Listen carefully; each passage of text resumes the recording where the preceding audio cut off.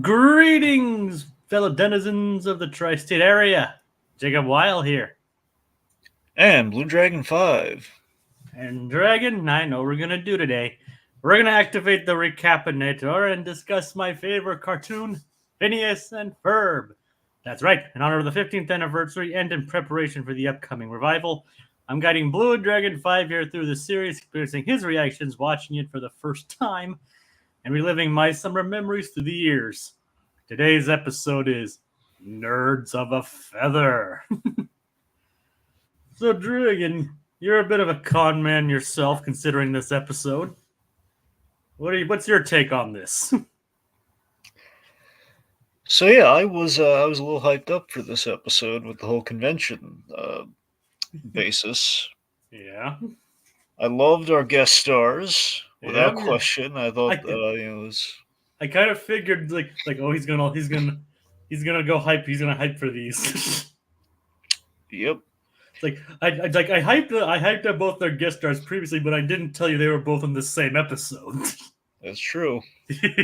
So what was your reaction to that? I was like, oh my god, he's in it too? Yep. Yeah. In the same one? Oh yeah. It's like two people you're both very big fans of. Very true. But do you want to get into that now or when we get to it? Well, when we get to it. All right. It's like, so overall positive impression of the episode? Well, love the guest star.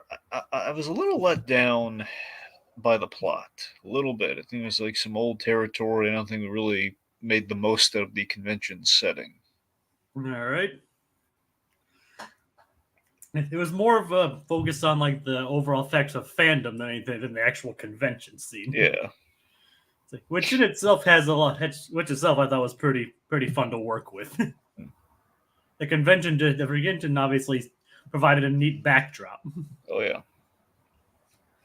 So, all right. So, let's get started. All right. So Candace, she wakes up to what she thinks is a lucid dream with her pal, the zebra. Yep. I voted for you, Kevin. Yeah. Oh God, the zebra's always fun. That is true. And of course, when she tries to fly, the illusion starts. But it's like, I shattered my mind. No, Candace, the boys have just been going special effects crazy. Oh yeah. And it's like, take your machines and zebras and get out of here. And turns out they didn't have anything to do with the zebra. It's like, so who knows what's going on with that? Yeah, she's just bonkers. Remember, Dragon, that zebra actually does exist. I'm being dead serious, remember? Yes, but by the same token, though, I mean, that he's there right now in this instance, though. For all we know, yes. Just him and the baby head. There's your spin-off, the Phineas and Ferb. It's Zebra and Baby Head. Well, there's a spin-off in this episode that should happen before that. True. Wasn't like we're getting to this awkward tad, but yes, he was. Yeah. See, speaking of which, yes, so the boys, they're looking forward to meeting. Yes, they're already at the convention. Funnily enough, they're not in Candace's bedroom. They're at the convention, and they're looking forward to who? Clive Addison. Oh yeah, world-renowned special effects artist who worked on their favorite franchises, Stumpleberry Finkbat and Space Adventure. Space Adventures! It's an adventure in space! Yes. And so Dragon, who, as we learn later, voices Clive Addison. The man himself. It's Kevin Smith. Oh yeah, it's like, what did you think of when you heard Clive Addison speak for the first time? I was like, oh, that could it be? And it's like, yes, oh my god, it's him! Like his first line, that's such a Kevin Smith line, it's him! What exactly was that? He's like, yeah, I'm with you there, man. Well, honestly, the first string of lines, like that line followed by the main one I was going to, but you're right, that is also a very Kevin Smith kind of line. He's got three very quintessential Kevin Smith lines. You have that one, then you have him going like, "No, man, I don't want to hear that one. Fan, bring people together." Basically, kind of like Kevin Smith kind of going off on like the joy of fandom. Yeah. And then by the end, of course, the directing gig. Of course, what I'd love to do is direct. You and me both. All right, so they're at a sci-fi fantasy convention. Yep, Phineas is representing space adventure, and What is it? Is Lump Sharp Fork something like that. Yeah. from Space Adventures 14? Yep, and Ferb is dressed as an elf from Stumbleberry Finkbat and the Wandering Wand of the Swamp Wizard. Or It's Jaime Silverman, I think. Hey, Jaime Silverman, yeah. Yep. Anyway, so yeah, so basically our fandoms here boil down to we have a combination of Star Wars and Star Trek versus a combination of Lord of the Rings and Harry Potter. Yeah, and there actually are some like pretty deep cuts to like some of the actual fandoms too. True. Specifically the even numbered space adventure films. Yep. Like you know how it goes. Like it's always like it was like up until like the first Abrams movie, it was always like a perceived quality of the even numbered films being better than the odd numbered ones. Yep. It seems like Abrams broke that trend, in the public majority. Yep. So yeah, we see the first trouble brewing when we see Albert and Irving are on different sides of the genre war. Yep, Albert's on the fantasy side, and Irving's on the space side.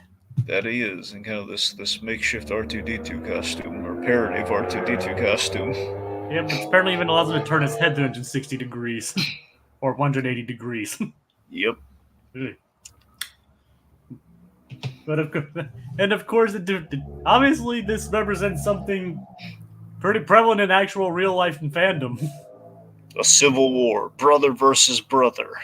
Pretty much, like we are. Like apparently, they're not realizing to the end that you can be a fan of either genre or both genres. Yep. Even then, it would have been more interesting if they had like an analog to Star Wars and turned it into like a Star Wars versus Star Trek kind of thing. So what year did this episode come out? 2010. 2010. Because interesting, because I remember just with the Kevin Smith of it all, Clerks 2, which I believe was 06. It was 06 or 07. I think it was 06. At earliest 04, but let's just say it's 06. Wait, actually, you know what? It's between 04 and 06 because we have the Spider-Man 2 song in it. We have the Burt Bacharach, Raindrops Are Falling on My Head, which coincidentally, the gag was either that by sheer coincidence, Kevin Smith, the same year Spider-Man 2 comes out, he picks the same montage song. So I think it was 04, actually. I think it's when Clerks 2 came out. Regardless, I was in that vicinity of time. You have, there's in that movie we have the Lord of the Rings versus Star Wars debate with Revenge of the Sith versus whichever Lord of the Rings movies around circa 04. So pretty much all of them had come out by that point. Exactly. So, so that's what I'm saying. This seems to be somewhat of a fandom. Obviously, is ravenous, but they're less. It's less going against rival fandoms. It's more just like going. It's like the divisions of its within itself kind of fandom. It's like also like Star Wars fans versus Star Wars fans these days versus like Star Wars fans versus Lord of the Rings fans. Yeah. So it's a bit of an idea that maybe is kind of dated itself as the years have gone on. So the Speckies versus the Finkies. Well, I mean, in general, there's always going to be a risk between fandoms, so. Yep. So I think that's been prevalent as far back as pretty much any kind of fandom establishment. I got a fun story for you. Yeah. Okay, so we have the before the conflict with the whole brother versus brother sci-fi versus fantasy thing. We have this moment where Phineas sees sees Clive Addison like setting up, and he's like this moment where he's going to go over and he's going to talk with him. Oh yeah, that's classic convention stuff. Yes, I had this exact moment with this exact guest star. So yes, famously, I say I don't have necessarily a How I Met Kevin Smith story. I have How I Almost Met Kevin Smith story. The new CBS show, How I Almost Met Kevin Smith. Yes, so essentially, long story short, I was very eager to see Kevin Smith. He wasn't at like the table like the rest of the guys. It was he did the special screening. It was like a whole event. Yeah, the buy essentially you had to pony up to see the screening and get like a free poster and everything of Jay and Silent Bob's Super Groovy cartoon movie. So this was fairly recently. Well, no, Jay, this is like way back in the Super Groovy cartoon movie came out maybe, maybe 2014. No, it's like 10 years ago. Maybe a few. I don't know. It was between 2014 to a few, maybe a little after 2014, but not too far after it. Maybe between 2014, 2016. Maybe it was 2015, honestly. But regardless, the way it was ways back. Okay. Possibly couldn't for. I'm not. I don't. Someone would have to look up when that movie came out to really know. But anyway, so yeah, I went to this and of course there's gonna be a Q&A after and everything, and I was very much looking forward to, okay, I got like a little fan letter and everything. I'm gonna give him, and I'm gonna ask him a question because that's the only time I'm gonna be able to interact with the man. So I must get in line for this Q&A, and I was in line. I was thinking up the question and everything, kind of second guessing the question stuff, and anyway, so it's this is basically recording, like a live recording of his podcast with Jason Mewes, Jay and Silent Bob Get Old. So you have two lines on both sides. You have the left side and the right side, and again one they're going like left to right. Like everyone's stepping up to the mic. Anyway, so I'm psyching myself up. Like, the tension is palpable, okay? Because I'm looking at the screen, which is projecting basically them onto a screen. Basically, you could see them if you turn your head, and there's also like the screen. Anyway, so I'm I'm getting up, and like everyone, like one by one, everyone's going up and asking their question and everything. It's the man knows how to hold court, as we all know, with his podcasting capabilities. So he and Jay are answering questions. I get up, the person across from me goes up there, I go up there, and okay, so basically it goes back, it's going back and forth. So I'm up to the mic. Okay, the guy across from me on the other line, like to the right, he is going up there and he's sharing his story, and I'm there. Okay, I've worked up the nerve. I know exactly how this is going to go. And this gentleman to my right, who's asking this question, he's basically going on about his own struggles with substance abuse, which of course Jason Mewes serving as kind of like a role model for him in terms of recovery, because that's the whole point of Jay and Silent Bob Get Old. It's Jason Mewes kind of staying sober by talking about stuff. Anyway, so he shares the story, and then Kevin Smith. My eyes are locked on like the little projected screen. I'm not even looking like either I'm looking forward or I'm looking to the side where the screen is, and I'm looking. I'm getting ready to say something into the mic. Just as soon as like he says, "Okay, let's hear the next one." Kevin Smith says, "You know what? I can't think of a better way to wrap this up." Oh no. I was so crestfallen, and then I had this moment where Kevin Smith, and this is where we get into the pure link up here.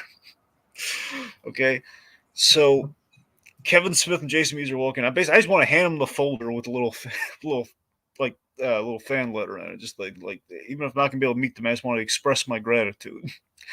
So I see Kevin Smith and Jason Mewes. They're heading towards the exit. I'm trying to make my way there, and I just missing because there's like a crowd of people who were leaving, but I saw him. He's like just left like right there. I asked like one of the helper people, again, like the minions is what they're called, Or the blue meanies. Exactly. Usually a color theme, or just the minions or what have you. Anyway, in this case, I think they were the purple nurples. This year, I think they were all wearing purple for movies. All Anyway, right. so I get a minion, and it's like, hey, could you run this to Kevin? Can you give this Kevin Smith real quick for me? And he says, "Oh no, I'm sorry, Kevin Smith just left." But like, no. I just saw him. He's a foot to the door right now. He's like right there, and just unhelpful completely. Just Aw. So that was. I ended up. I ran a Ming Chen from the comic book man. I asked him to pass along the folder. I don't think he ever did, but I asked. That was the.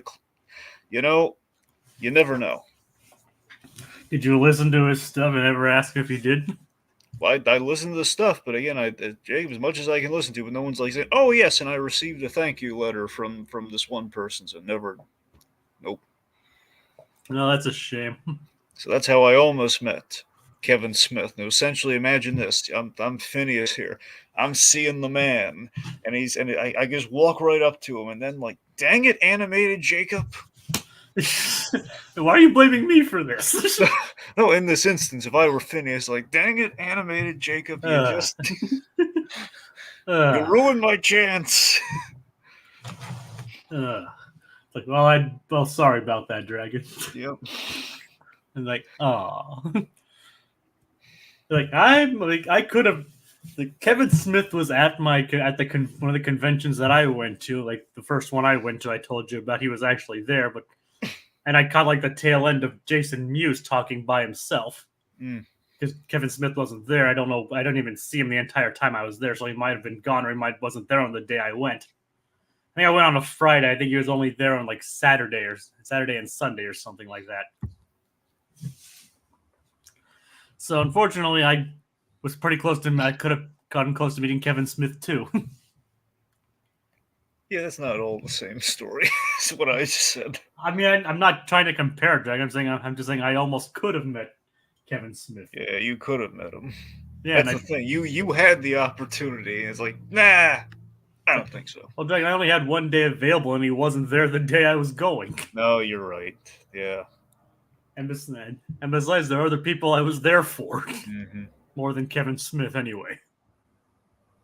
So, I guess I did get. I mean, the thing is, I caught the tail end of Jason Mewes because it's like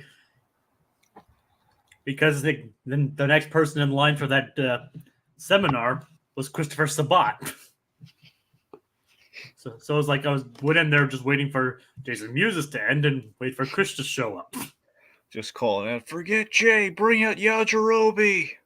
Pretty much. Yeah. And then that was the year I did not actually get to see him because of his long line. But, as the most recent one, I did actually get his autograph. Yep. So it all worked out in the end. Yep, you got Kuwabara's autograph. Got who? Yu Yu Hakusho, Kuwabara. Ah, Kuwabara. Basically, if Yajirobe were more competent, he would be. Sorry, if Yajirobe were more competent, he would be Kuwabara. I still have yet to actually see Yu Yu Hakusho. Yeah. I know. One of Sabat's best. I don't doubt it. Sabat's good at what he does, too. And what he does is awesome. Exactly. Anyway. So basically Irving and Albert basically create factions of Finkies and Speckies. Why do you and your animated brother have to ruin the convention for everyone, man? Like, why do you gotta start like a civil war while it's all going on, huh? And you're really comparing yourself to Phineas in this situation, aren't you? Yeah, I mean, just in that earlier moment, but It's like, okay, sure, fair enough. If anything, you're more like Albert than anything else. How am I like Albert? I don't know. You already said you like Albert better than your real brother. I mean, yeah. Yeah. So take that as you will. Yeah. All right. All right. So where should we go for? Like, yeah, they start showing signs of fracture between them until they meet with the leaders of the group. And who, pray tell, are the leaders of these fan factions in the convention? Well, the leaders of the space adventure fans, the Speckies, the leader is none other than Baljeet. Yes, very. And of course, Dan and Swampy, huge Star Wars fans. There's a lot of you can see a lot of Star Wars in the kind of design of Baljeet here. Yep. Like his design looks very close to a Twi'lek. Yeah. Except except the ears are pointed up instead of the. Well, there actually is a race of. Here's the thing, Twilight. My go-to is Twilight as well, but there is actually whatever Ahsoka's race is either Ahsoka's race or kind of a. It's a little Groot-esque, but there's also Palpatine had that blue Senate buddy who kind of has a similar deal. I think his race is probably the closest there, but there is a race that has the pointed thing, kind of like Ahsoka and the blue version. Huh. All right. This was around the time that Clone Wars was still like its early years. Yeah. It's when did the Clone Wars series come out? Well, I think Clone Wars started in either 07 or 08, and then it went on for probably. It went on for 5 seasons on Cartoon Network, then a 6th season on Netflix, and then more within the last couple of years. Yep. The 7th season on Disney Plus. So, and so yeah. So that would have been around the same time that Clone Wars was popular in terms of Star Wars fandom. Little did they know. Little did Dan and Swampy know they'd eventually get to meddle in that playground themselves. Yep. Oh yeah. So, all right. So, and Dragon, the leader of the Finkies. Who else but Buford? Buford. Yes. Buford is the leader of the Finkies. Diafinkical. It's you may be wondering why I am at the center of such a nerd-based enterprise. Well, take a look around. This place is crawling with nerds. It's makes sense. There's a logic there.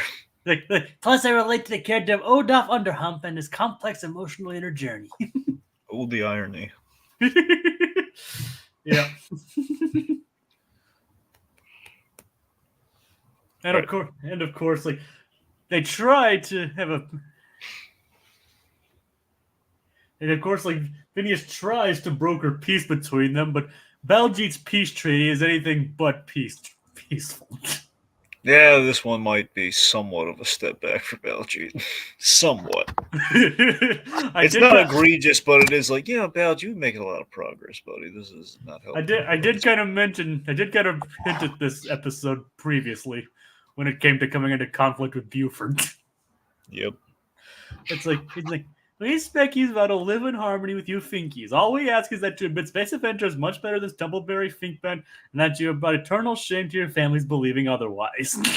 Dang it, Baljeet. Yeah, unfortunately, we don't have a Baljeet chart. Baljeet, you in one corner, animated Jacob, you in the other corner. You think about what you've done. Unfortunately, we don't have a Baljeet chart. No. And Carl wasn't in this episode. Or was he? He wasn't. But he could have been the con dressed up as somebody, so he might have been. He would have been too busy at Squirrel Con. Yeah. That's a thing. That's literally a thing he does later on. There's Squirrel Con. Yes, there's an episode where he spends a lot of the episode dressed as a squirrel. Okay. Trust me, it makes about as much sense in context. The fans are gonna eat that one up. They said, trust me, it makes about as much sense in the context of the actual episode. Yes, and he's not the only one. There's a whole line of people dressed as squirrels. Yes. Anyway,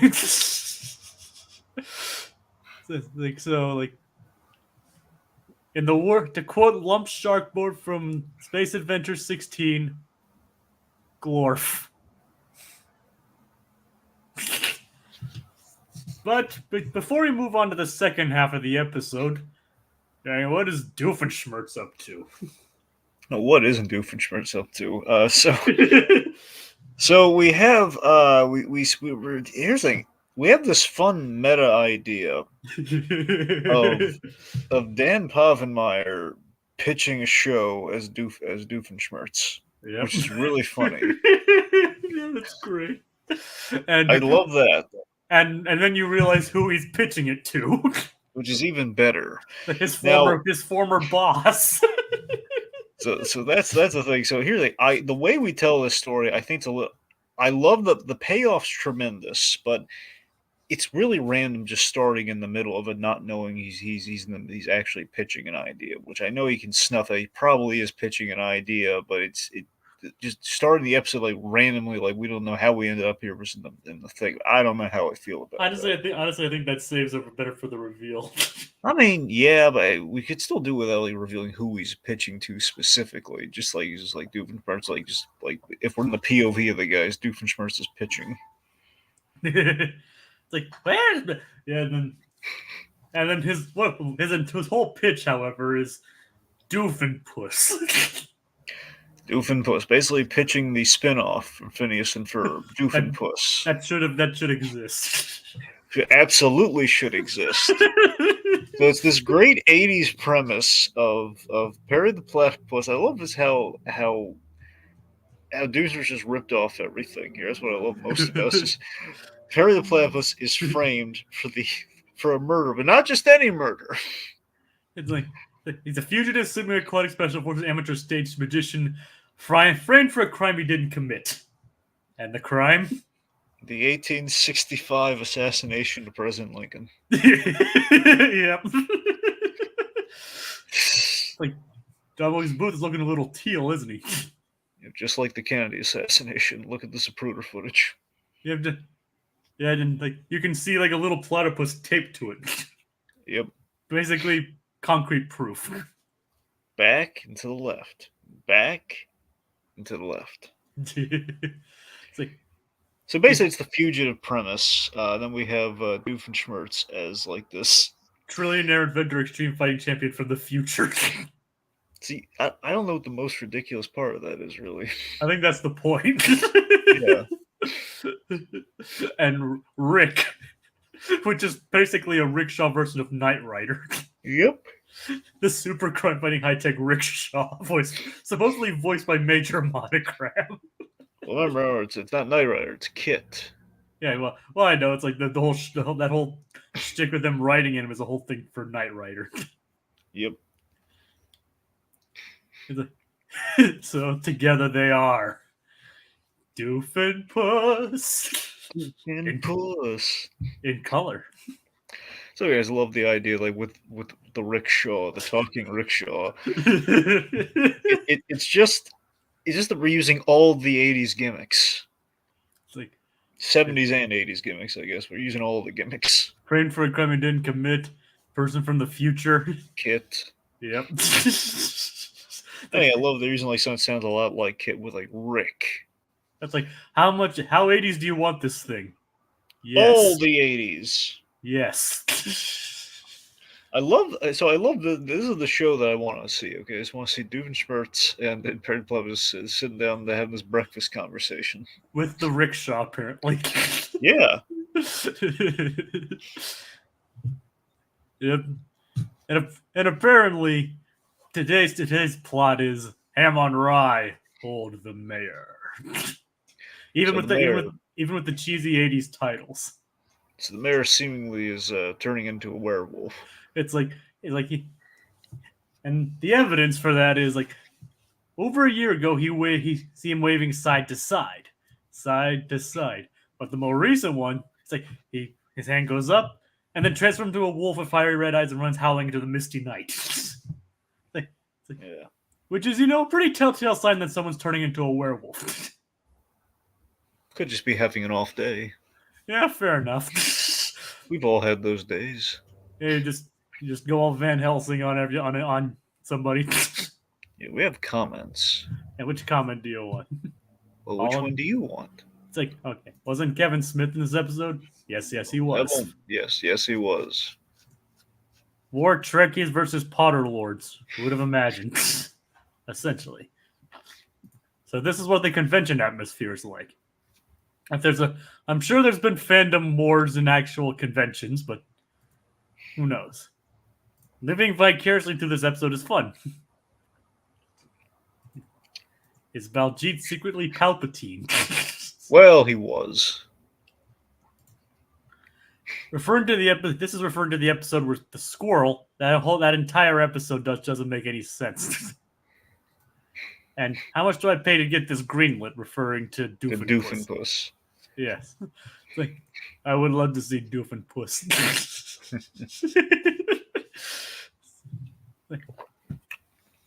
Okay, so meanwhile, within the same time frame, Candace is sneaking out to go somewhere. Yeah, where the heck is Candace in this episode anyway? Well, I'm glad you asked. It's like, as it turns out, but you know who else is there? Jeremy and Susie. Yep. It's like Jeremy's wondering where Candace is, and so is Stacy. And when Susie sees someone named Ducky Momo. Yes, so Ducky Momo. No, it is not Momo's love child from Avatar. No, Ducky Momo. The funny thing is, we just got done talking about the live action series too. Yeah. And so she loves Ducky Momo. And as you were saying, oh god, I just realized something horrifying. What? It's like that episode of Dexter's Lab. What about it? Oh, you remember that episode of Dexter's Lab, don't you? I don't remember that episode yet. Okay. I can't remember if it was in the original or if it was in the reboot, because I think we brought the characters back, but I don't know if we did this gag and which one. But essentially, there was this twisted story where Dexter's pet monkey, his lab monkey, Agent M, monkey. Dial M for monkey. Dial M for monkey. And Mandark's duck had a crossover and ended up with them striking up a relationship. Oh God! So I think we've seen the fruits of that relationship. Oh God! Oh no! Ducky Momo.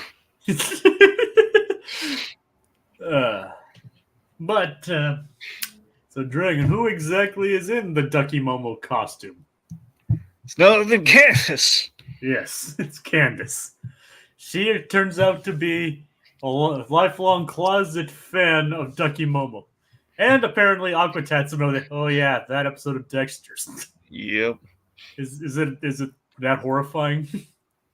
Well, I mean, it's twist. I don't know, horrifying is the right word, but I mean, it's rather tame, but it is like the implication, like, oh, wow, on a kid's show. That's, oh boy. Yeah. Tartakovsky, was Tartakovsky still there at that point when they made that episode? Well, that's the thing. I can't remember which. The animation style that's in my head, I keep thinking it's the original, but then again, I'm thinking like Monkey and the Duck would be on model either way you slice. That's why I can't say for certain. No idea. Anyway. Either way, Tartakovsky created that whole thing. So I think it was probably in the first two seasons. I think it was like Tartakovsky before he left for Samurai Jack. Yes. All right.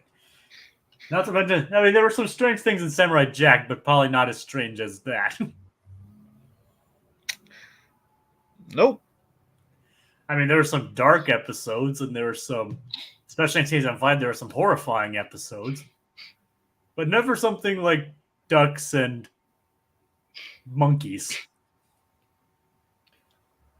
Nope. Anyway. We had Awesome Scotsman, though.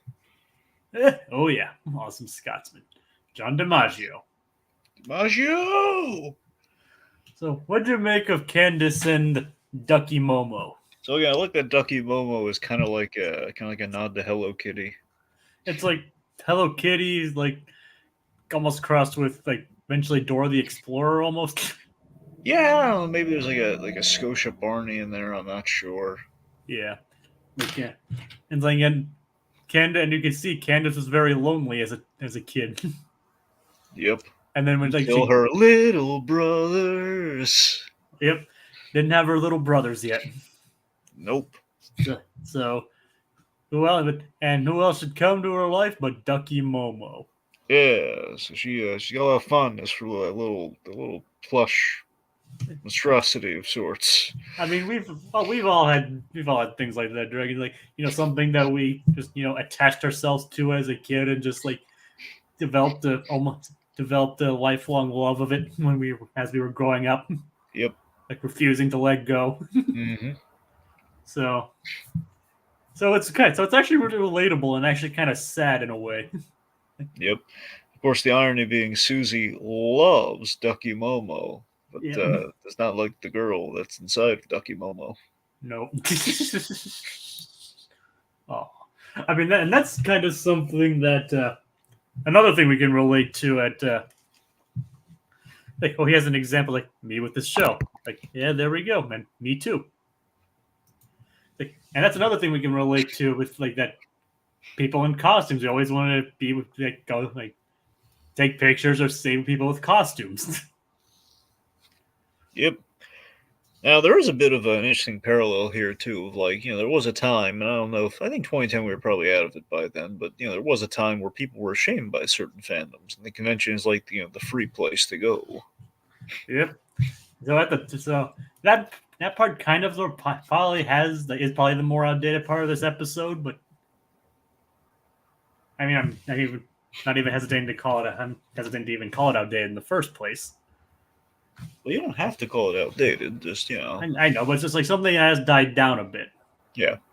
But yeah, it's like, and even then they kind of at the end when they realize it's her, they do kind of turn on. It's like, yeah, it's kind of lame. It's just kind of sad. Now they all turn on Ducky Momo. Yeah, I didn't like that. I didn't like that gag, honestly. I thought it was just, I don't know. It felt a little defeatist. Just like, man, like they're not like she did save their, well, in quotes, save their bacon. So Yep. I felt really bad for Candace when her like commemorative defective plate broke. He's like, I hate people. And you know what? The boys really, that was they did that to Candace. That wasn't nice. I mean, they didn't do it intentionally to her. Though. Well, no, but I mean, they stirred a panic though. Well, I mean, they were just trying to end the nerd war. Yeah. To be fair, at that point, at that point, you have to extend the blame more to like Buford, Baljeet, Irving, and Albert for stoking the flames of war. Yep, they courted war. To challenge them is to court death.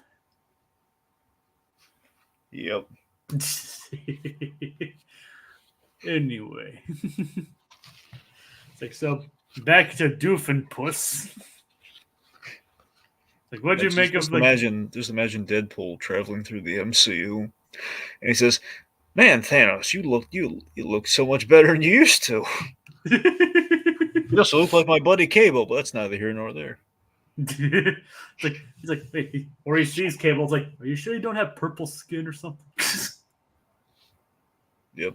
Like, did you? Or it's like, oh wait, or are you the guy that tried to kill half the universe? Like, and he'd be like, I don't know what the heck you're talking about. Cable, I don't know why you keep trying to kill kids. I mean, what's next? Trying to kill the half the universe with a snap of your fingers? With a scrotum on your chin? Like, come on, man. Like, I don't know what you're talking about. Sure you don't. Winks to the audience. That's what they get for double dipping. You'd never see me do that. Wink. You never see this handsome mug, working for the competition. And then it's like, and then Deadpool 3 comes out. He's like, well, I guess I'm a liar. Yep.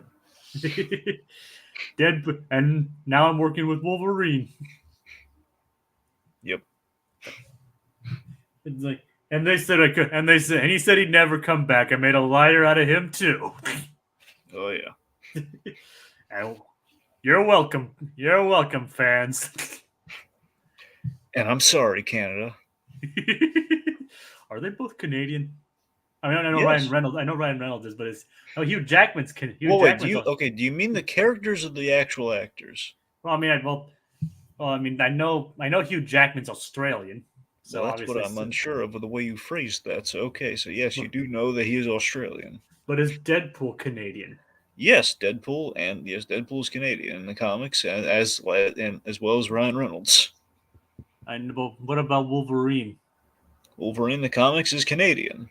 All right, so they're both Canadian. Got it. Yes.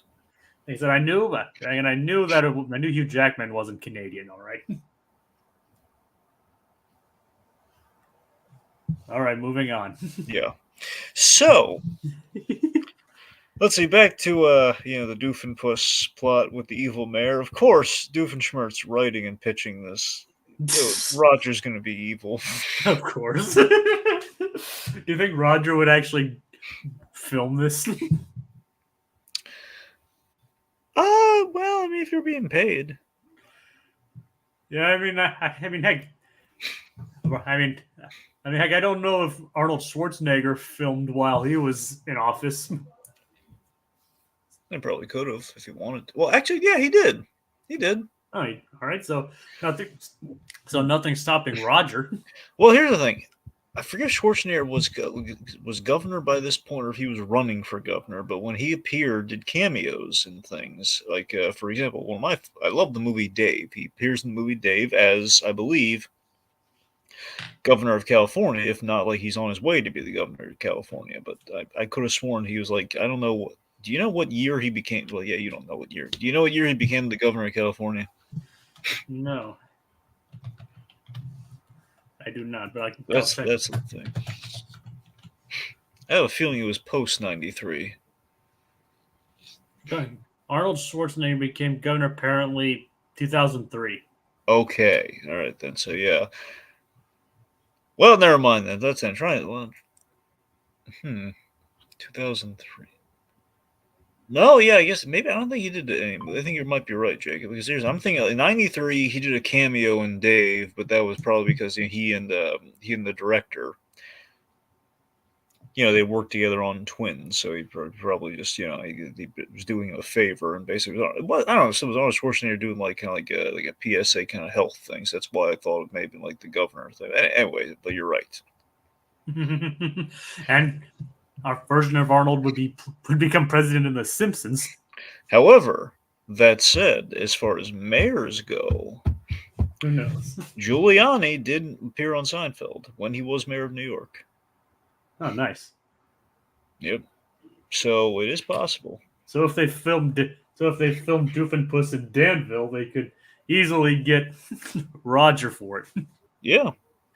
Well, also, I mean, Jacob, it's a cartoon, so I know. You can always do it animated. I know. Like no one knows the difference. And they're like, wait, why does this guy sound like John O'Hurley? Well, they must have been really big Seinfeld fans. Yeah, so basically the evil Roger summons ninja vampires to deal with the Doofenpuss. Nice. It's like what do you make of ninja vampires? Like, does that fit in with the 80s aesthetic at all? I wish it did. Because I gotta be honest, Ninja Vampire sounds really cool. It does. Doesn't it almost sounds like a band name. Yeah. And of course, Doofenshmirtz forgot to pack his garlic-scented throwing stars. That's why I love what gave him away, the whole picture of them at the wig and turban store. Yeah. As if the fact that one of them's a platypus wasn't a dead giveaway. Well, it's a platypus wearing a hat, though. Yep. And he is a master of disguise, being a fugitive who has been accused of assassinating the president. Abraham Lincoln. Yeah. I mean, you'd think that the statute of limitations would have kicked in by this point. Do you think we should? What would you think we had a new president that wore a hat that was bigger than Lincoln's? I don't know. We could call it. It'd be President Dimmadome. There you go. No, it just keeps going like to the sky. Apparently, there's like either a senator or someone or mayor or somewhere in my state that almost looks exactly like a live action Doug Dimmadome. Is he tan with a mustache? Pretty much. Doug Dimmadome. Doug Dimmadome, owner of the Dimsdale Dimmadome. Oh yeah, that was insane. I mean, I'm not making that up. I'm trying to. He stopped me from buying the Striker Z, but it was a Scream Metal Death Trap. Oh, I can't remember who it is, but I'll bring it up another. I'll try and find it another time. All right. But seriously, there's someone in my state who was at least on the news at one point that looked exactly like Doug Dimmadome, hat and all. I guess Hat. regardless, dude, what do you think? Do you like elected officials that wear hats? I mean, I like them more based on their policies more than their headgear. Well, you don't have to vote for them just because of the hat. I'm saying, if you had given a preference, like, hey, He has a hat. do you like the ones with the hats or no hats? Yeah, I guess it depends on the hat. If it's like a trilby or like one of those like golfing caps, probably not. But like it's a baseball cap or a fedora, maybe. That's what I'm saying. I think Truman pulled off a fedora, if I can remember. But I think Truman had some stuff. No one ever gives Truman. It's always like go with the guy with the tallest hat. Yep. Yeah, Forget a 10-gallon hat. It's give him like a 50-gallon hat. yeah. Of course, Kennedy would never wear a hat. Nope. Nah, he's too cool for hats. His brother, though, his brother can pull off a hat. All right. Anyway, so yeah. all right. Anyway, so again, we have some ninja vampires, a lot of tons of explosives. It's more like drawing in the A-Team. Yep. Or MacGyver, whatever one you prefer. More, I don't know. It feels like the A-Team is like several explosions. Yeah, even things that weren't even in the scene at the time. Exactly. Like a boat, an outhouse. Anyway, so we have kind of our big nerd battle. What breaks up the nerd battle ultimately?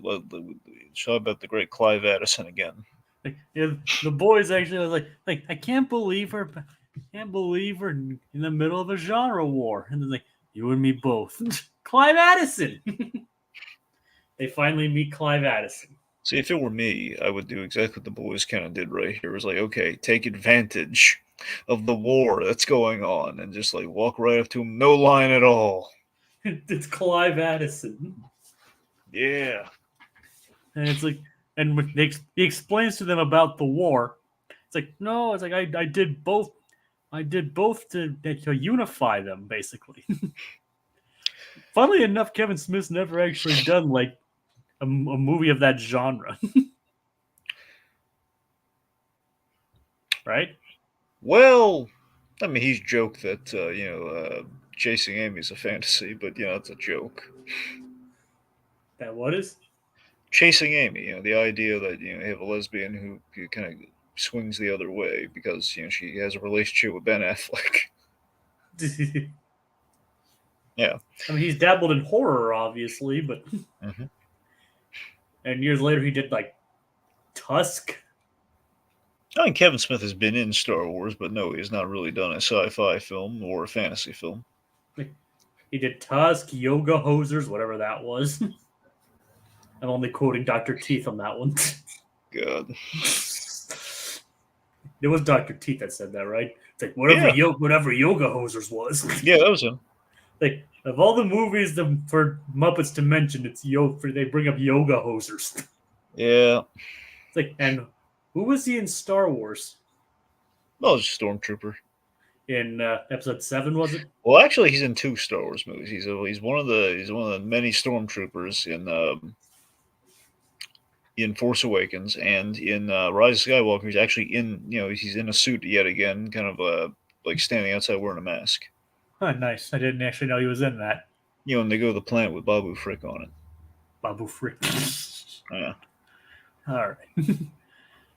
But yeah, so yeah, of course, Tiki and I are always very proud of. Like, there was one cameo we would have loved to have given Kevin Smith.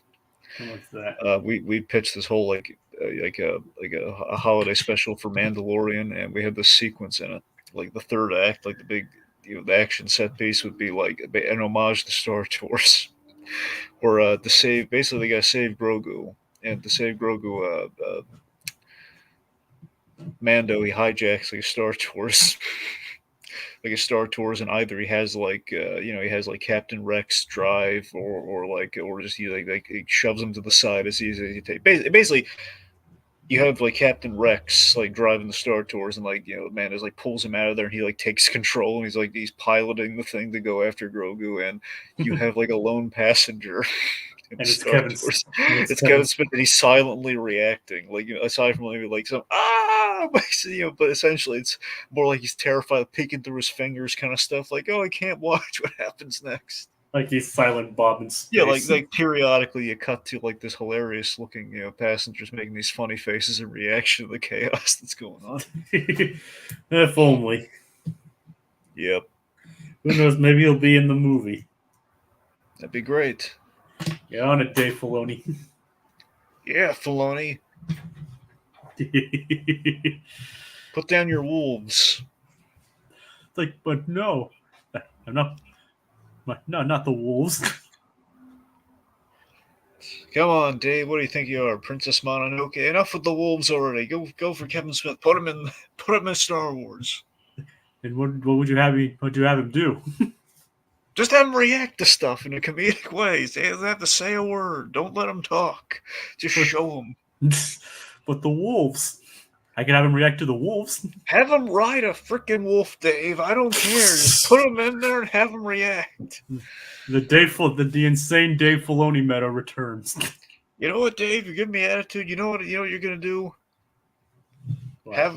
Give him your hat. But it's my hat. Give him your hat. It's my hat. Do you want to go for the uniform too? Okay, take the hat. Oh God. Anyway. So they come up with the idea to unify, to come up with a way to end the geek war using special effects. Something we should mention about Addison too is I love his design, where he looks a lot like he looks like a special effects guy. Yeah. Namely, Rick Baker. Yeah, Rick Baker was like obviously a huge pioneer in makeup and special effects. See, here's the thing. I recently met Greg Nicotero. This guy definitely has kind of a Nicotero vibe. It's kind of like Rick Baker mostly mixed with a little bit of Greg Nicotero. Who's Nicotero? Yeah, the guy who did the effects on the Evil Dead movies and Walking Dead. Ah, all right. Yeah. Nice. Anyway. Yeah. So I love everything we kind of went over where he's. He also kind of looks like an older Kevin Smith too. That's true. Well, maybe I don't know, maybe a little. It's like your reaction when you first heard Clive Addison speak. You were like, "What was your?" I want to know what your genuine reaction was when you heard him talk. I was like, oh, is it him? Like, is this what Jacob meant? Is this? I knew a Kevin Smith episode was coming. It's like, it can't be. This is it. This is the episode. Yep, this was it. That was quite a surprise. I was like, well, you're at least gonna like the guest stars in this episode. Yeah. But again, I love him, Kevin Smith, kind of philosophizing about no, don't tell me that. I just want to bring people together, for peace and hope. Which is a noble goal, of course. And it's very akin to what Kevin Smith likes to do. He likes to talk about the positive aspects of fandom, not like coming down on stuff. Which fits in with the themes of this episode perfectly. Exactly. So except for the Ducky Momo gag. I'm sure he doesn't really have a say on the writing or anything of the episode, but it does feel like in some senses he was. I don't know if Poppmeyer really thought it out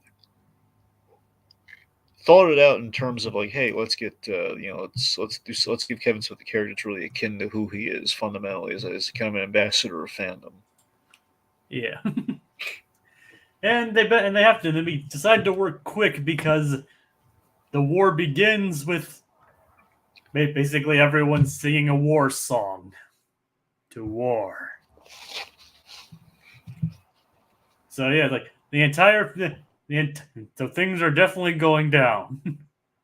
People on both sides going and marching off to war over their movie being better than the other one.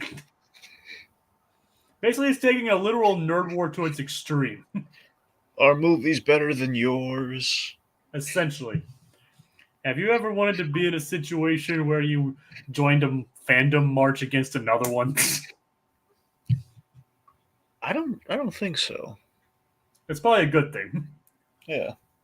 Because this is obviously more of an exaggeration, like actually taking like genre war, geek war to its literal extreme. Oh yeah. Even if it's not extremely deadly one. That's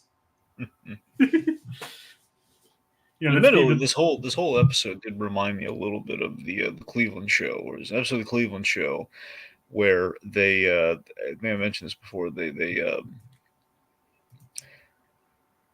Sorry, there's an episode of the Cleveland show where they go to San Diego Comic Con, and they basically, Junior, Cleveland Junior, he kind of rallies everyone to rebel against the studio system, basically the Hollywood aspect versus like the comic book stuff, the diehard comic book stuff, because the cons over the years have gone very celebrity based, very Hollywood, and it's really been kind of screwing over the little guy as they see, or at least the core, like it's a Comic Con. It's more or less is what the episode was about. They say, Junior felt like all the basically every time they wanted to go into a line for something, all these big shots kept going in front of everyone, going to like the big Hollywood panels.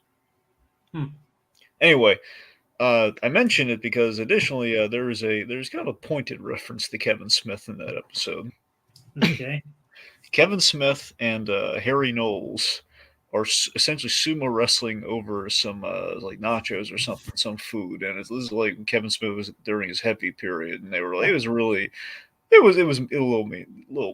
like he looked giant, and then they Did Kevin Smith actually voice himself in the episode? no. Ah. As I say, basically, there's like a sumo wrestling. As they charge each other and they turn to this gelatinous monster. Like, bring us Brett Ratner. Okay. Or is that actually no? It was a Brett. Here's the name. What? Like the table read was like Brett Ratner. I think they changed it to like Zach Galifianakis, and we'll take over the world, like this giant like monster, cool looking monster thing. Okay then. I'm just saying, just this fact we have Kevin Smith at a con, and more so is the fact that we're kind of rallying the fans, and like basically including just making this appeal, like Trekkies and the Trekkies and the I don't know what we call Lord of the Rings fans. No idea either. Essentially, he told them the Ledger Jokers and the Tim Burton Jokers, like they're teaming up, like everyone band together and we'll take over. We'll rebel. Like, is this our gritty reboot for tonight? What actually happened, but I know, but hey, I said it, not he said it, not me. Yeah. It's like, so, dude. So we haven't done a gritty reboot for this episode yet, but there's not really a place for one that I could name anyway. Would you like to do one? No. Okay. I don't have one in mind. Or let's see. So Ducky Momo ends up saving the day during the big battle. Again, it turns out in order to unify the group, they create this giant mechanized giant rabbit monster. And then they realize the only way to beat them, basically the whole Watchmen thing. I know it's done more things than just Watchmen, but present a threat greater than both sides, greater than both to unify them, right? Mm-hmm. That's pretty much what happened. Pretty much Ozymandias' plan in Watchmen, but obviously on a much smaller scale. Works every time. Yep, and his didn't involve summoning a giant squid. Or having it pretend to be an alien, or what. That's pretty much what happened, what Ozymandias did in the original book, right? Well, yeah, he summoned like this, like an invading alien that basically attacked Times Square, and it was this. Honestly, I know it attacked Times Square. I forget if it was so massive that it hit other places of the world at the same time. But at the very least, I'm pretty sure it mainly hit Times Square. And when it did, it basically banded all the nations together to go up against this alien squid threat, and basically be a deterrent against foreign invaders, and that kind of caused world peace. Yeah. And the movie obviously changed that to a Dr. Manhattan nuke. Yeah. Some people actually argue that that's one thing the movie improved because it tied in with the themes of the Cold War better. Yeah, no, I agree. I do think honestly, I do prefer the Doctor Manhattan version. Even though the comic itself is better. That's what I'm saying. Like, you look at what Zack Snyder did. Essentially, is it's a faithful adaptation of the comic with that one change. And I think that one change makes sense. So it's like, if we're gonna change just one thing, I mean, sure, Yeah, there we go. it makes sense. You know, it is a deterrent. The whole thing's about the paranoia of Doctor Manhattan anyway. So why not? Just go to the logical conclusion there instead of like this squid thing kind of comes out of nowhere. Yeah. I mean, the squid thing does make. I mean, the whole thing. I mean, the whole plot for Ozymandias does make sense, but the Doctor Manhattan thing does connect it a bit better. Well, I'm saying it's the same thing. It's just like we didn't throw something kind of out you at left field. It's like this pre-established thing we had in the story already. So it's the same plot point of just like he's using something to unify everyone. It's just like something everyone's already talking about. Yeah, I know. So it's like I still have my copy of Watchmen somewhere. The Both book or the movie? Both actually, with the extended version that has the pirate story in it. The Black Freighter. The Black Freighter, yeah. Yeah.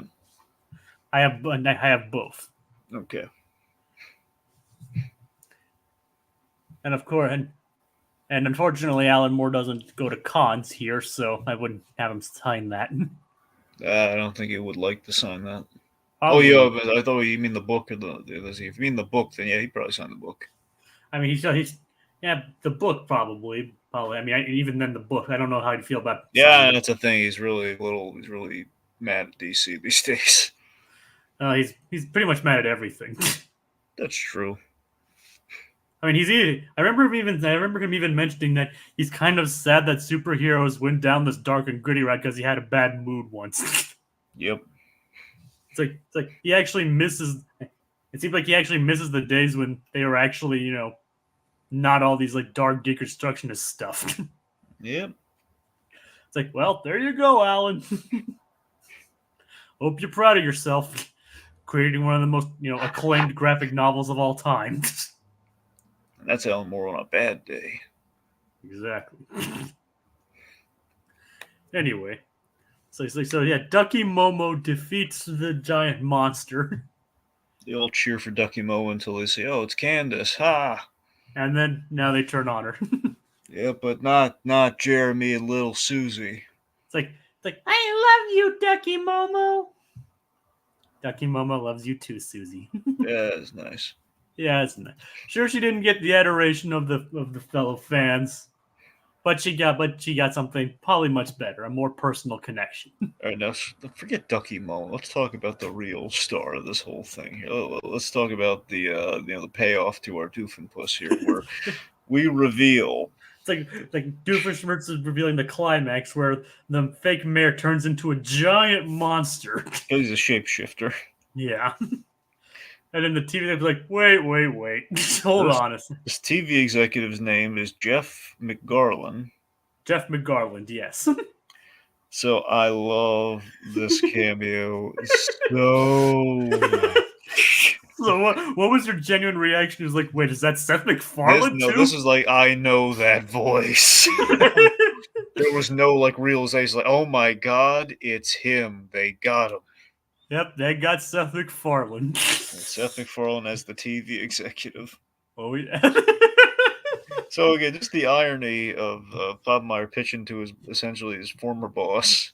Yep, essentially. And it's Seth MacFarlane using the Stan Smith voice. It's a little Stan Smith-esque, yeah. Yeah. You can't just throw a monster in it. That's lazy writing. And then, of course, the monster actually attacks the convention. On second thought, I love it. But one note? Can we give the platypus a girlfriend? And this is where Doofenshmirtz, he digs his heels in. What? Never. He refuses to compromise his artistic integrity of like giving the platypus a girlfriend. Like, I just crassly calculated commercial appeal and mad quest for financial gain. My artistic integrity and I are out. Peace. You can probably imagine that's something that Dan and Swampy were given suggestions about. Like Disney suggested that they give Perry a girlfriend. Was that real? Yes, Oh, but they suggested that, and they countered with like he's married to his work. it's like that thing. I keep meaning to look back into this, but it reminds me in Lilo and Stitch the series. You know, Stitch has a thing for Angel, Yeah, and she, she's technically his cousin. I mean that's just remember cousins I are look, just I know not. So let me scratch that. She's his cousin, but not technically his cousin. So it's still, remember cousins is just the word that they use because it's a Hawaiian thing. I know that's what I'm saying. So again, not really his cousin, but Well, what does this have to do with what I just said? no, it's just the fact like it's a mandated Disney Network thing almost. Like we need a female version of Stitch so the kids will the kids will go crazy about it, especially around Halloween. No, so the girls will have something to identify with.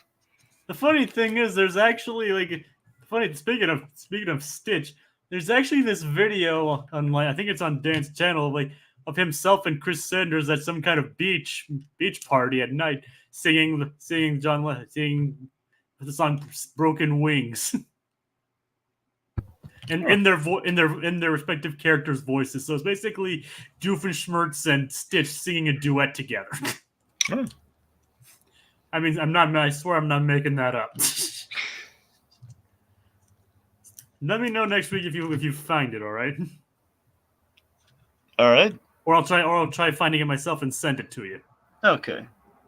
Either way. Sometimes the world needs another Batman and Robin. I don't know exactly what that was referring to, but Well, no, I think he means I think he means Batman Robin the movie. Like that they need another. all right. I'm not sure.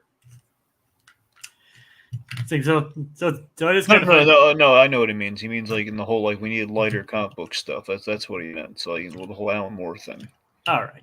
But yeah, he's not wrong. We do need lighter, funnier stuff. Maybe not Batman and Robin. We do need lighter stuff. So I mean, Shazam was a good palate cleanser. now look at Deadpool. Deadpool again is I mean, it's R rated, but as light as can be in the best of ways. I mean, like I said, Shazam too.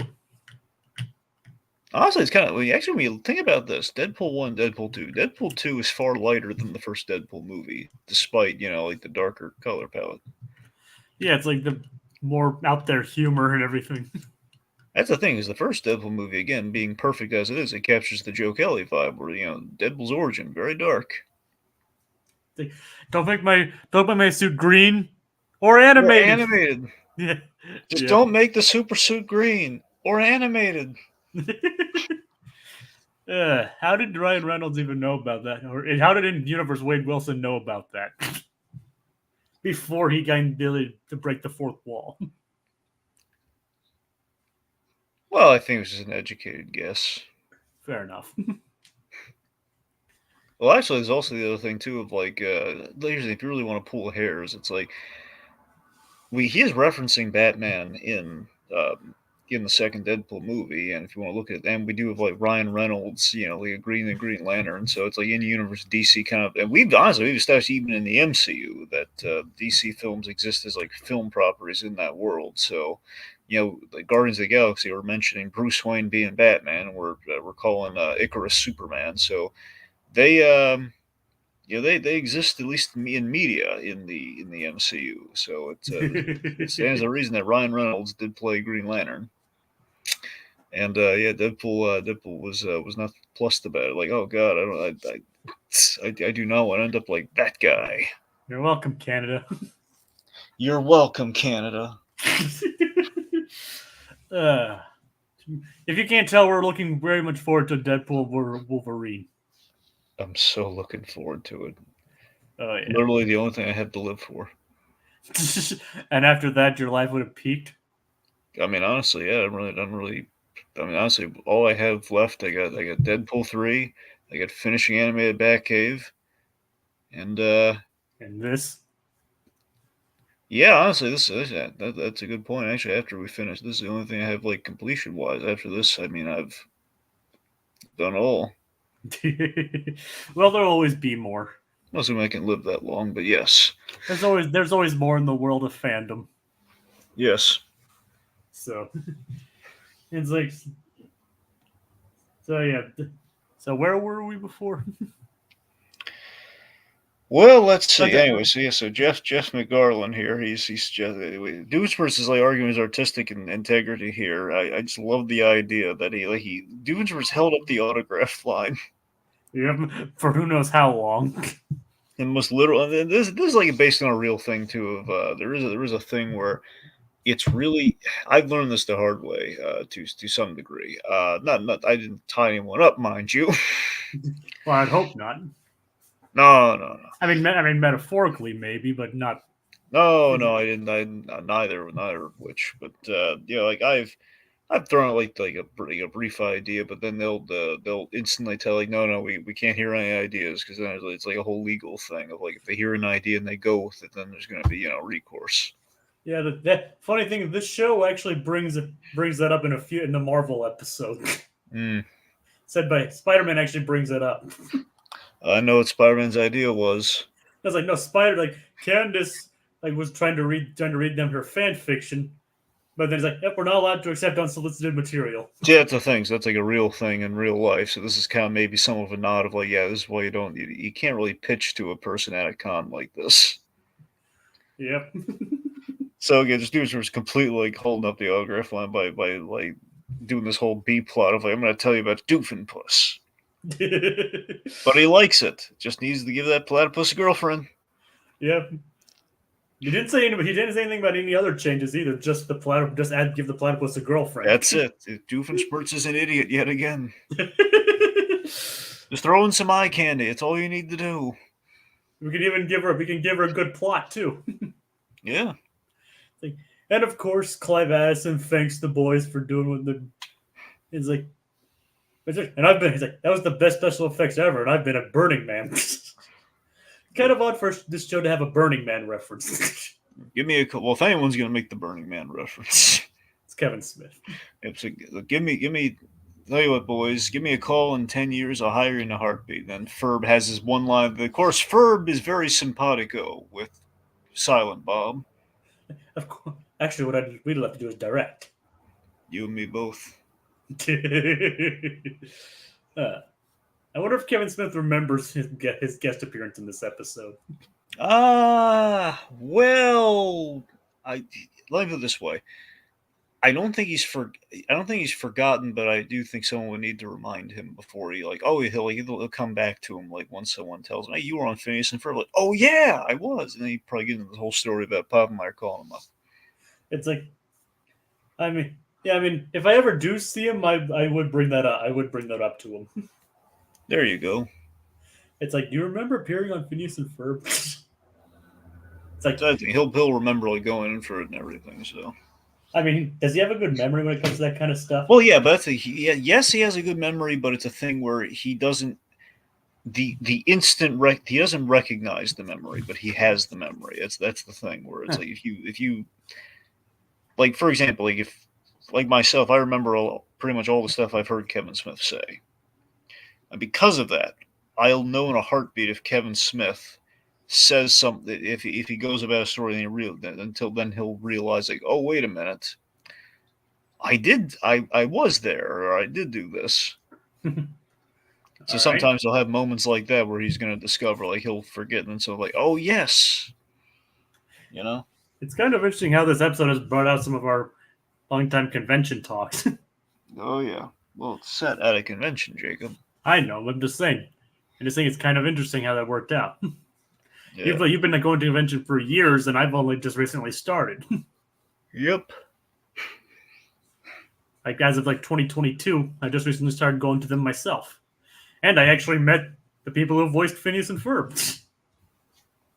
Yep, you met Jason Todd. Yep, technically I did. Mm-hmm. One who died too. Oh yeah. Are there Jason Todds who didn't die? Oh well, never mind then. There Well, you go. I mean, well, he died, but then they brought him back to life Exactly. because Superboy punched a hole in reality and brought him back to life. Yeah. Thank God for Under the Red Hood. Yes. Isn't that how he originally came back to life? Because like Superboy punching a hole in Well, remember, reality. they're both in Under the Red Hood, only in the comic of Under the Red Hood. I know, but in the movie it was changed to one of Ra's al Ghul's Lazarus pits. Yes, but again, really nicely, the writer who wrote that original story, he was forced to well, how do I? Okay, well, look, Superboy's gonna punch reality, and that's how Jason Todd's gonna come back. So you're gonna have to write with that in mind. Versus okay, I don't have to worry about any of that. What's the most logical way to bring him back? Well, that's how you bring him back. Lazarus pit. Lazarus pit. Thank you, Judd Winnick. Yep. Who also created Life and Times of Juniper Lee. Yep. Anyway.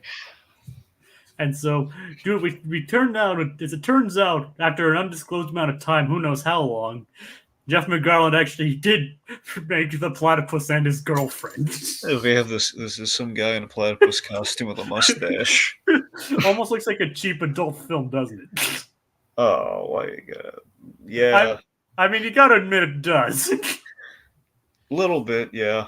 It's like, and now, Mr. I would cut the amazingly handsome Platadini in half. And we cut to Carl actually watching him on and walking in. Carl, what are you doing? He's like shielding his eyes. It's like, Carl, nothing, sir. I'm just watching. It's like, Carl, I don't want to know. He walks out the other. Carl, what have I told you about watching this? Sir, it's not what you think. He's one of our agents, Carl. This is you're have to take a seminar and everything. It's like, wait, what? Like, that's your problem? But in all seriousness, it was actually Doofenshmirtz watching the show. He's just like he's sitting in his his shorts and muscle shirt, just eating his dinner on a recliner. It's like, oh, he's right. This is better. Little TV dinner. Yeah, TV dinner. It's like, oh, he was right. This is better. I should have sold out. And there you go. There's your lesson for tonight, folks. If you want your show made reality, be sure to sell out. Yep. At the very least, pick the battles. Be willing to compromise. Yeah, or pick your battles. Like, there's a really I forget who's the one who originally said this, because I've heard it used a couple times, but it's always pick your battles and is this the mountain you want to die on? That's the line. Is this the mountain you're willing to die on?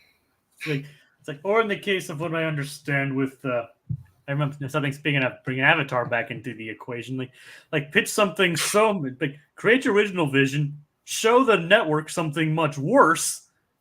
So they veto it, then show them what you originally planned to do, so they go for that one. Yeah. I remember them explicitly mentioning them doing that for the beach episode of Avatar. Yep.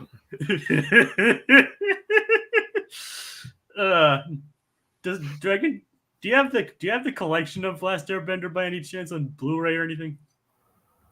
I have the DVDs, yeah. Do they come with the commentary by any chance? Yeah, I have the commentaries, yeah. Well, then that probably means the Blu-ray collection would too. Yeah. I need to get my hands on the Blu-ray. There you go. So, how informative are the commentaries, and who's all on them anyway? Well, that's the thing. The commentaries are here. The commentaries are great. Unfortunately, it's not on every episode, which I would love. But here's the thing: Korra, every episode is commentary. Okay. Okay. You get Korra on Blu-ray, every episode is commentary, and it's great and informative and all that sort of stuff. Avatar, similarly, in terms of the informatives. However, even Korra has sparingly this, but usually it's brief on Korra, but there are maybe one or two episodes tops, at least one episode where it's during. It's unfortunately it's during the really important episode, during the eclipse, the eclipse invasion episode. Yeah. I think it's part 2. They kind of play with the sound guys, so this is kind of the thing they've done where they have the sound guys on. They're pitching their voices super high or super low, so they're just kind of goofing around a little bit. It's funny. It's just like not the informed. Like, I wonder how the eclipse came about. Yeah. Okay. It's like, so who was all in the commentaries on those anyway? Well, I mean, every time it's pretty much Mike DiMartino and Brian Konietzko. Worst case, is like one of those guys versus the two of them. Down Cora. I mean, first season, I think they're on for all those two guys along. They have like cast and crew, but usually like it's Mike DiMartino, Brian Konietzko, and maybe a board artist, the director of the episode, like Joaquin DeSantos, for example, like stuff, guys like that. He directed a lot of both series. Yeah. Like, I was just wondering if I just want to watch the kind of commentary, see if they ever got Filoni on for one of them. No, here's the thing. I don't think if it's there, it's very sparingly. I don't think season one has either no commentaries or very, very few commentaries. Oh, that's a shame because I would have loved to have no Filoni. That would have been a shame because I would have loved to listen to it just to have him talk over an Airbender episode. Yeah. I mean, because can you imagine like his commentary for like Siege of the North Part 2? Yeah. That'd be great. That's the thing. If there is a commentary, it would be for that episode. So there's a chance, but it's a slim chance. Unless he was already called over to work on Clone Wars by that point. Well, I mean, if that episode has a commentary period, Jacob, but I know. I'm just saying. And when they recorded, he could have been already called off to do that. Yeah. All right. Anyway, long story short, I need to get my hands on the Avatar Last Airbender Blu-rays. Yes. So it's hard to find now in stores. I know Amazon exists, so I'm gonna get to it eventually, Dragon. All right, any closing thoughts?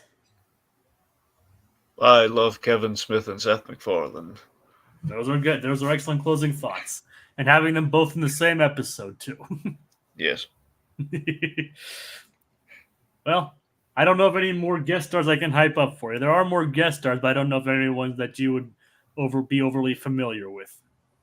Other than the confirmation that I figured that Greg Griffin is actually in a future episode as like a minor character. Well, that's nice. Yes. Not a major one, but a minor one. So, want me to put up the message? No, I think we're good. We'll let them have this. All right, and I think this is our first episode that's has not had a gritty reboot. Do you want to squeeze one in? I mean, unless you have one. I mean, do you have? Don't force one, Dragon, if you don't have one. I was gonna say Doofenshmirtz could have pitched a gritty reboot to the network, but and we'll just leave it at that. Okay. Doofenshmirtz could have just pitched a grittier version of Platypus and his girlfriend. That's the thing. You have like basically Doofenshmirtz going back to here's how the spinoff starts. It's essentially Jeff McGarlin is approached in his office by Doofenshmirtz like, I know last time we had some creative differences, but I've had time to think about it. I want to show you this. do you have to tie me up? Well, it has the same, it has good effect. Metaphysical gritty reboot. There you go. Yeah. All right, so thank you, Aquatad. We actually had someone named Inferno Dragon for real comment with a question mark earlier. So thank you for stopping by. So, and thank you guys for watching. This is definitely a fun episode for me, and I know Dragon was at least liked the guest stars in this episode. So, plus we got to have some interesting convention talks too. So, see you next time on the Recap-inator, where the Flynn Fletcher family goes Hawaiian in a 2-part episode. Good night, everybody.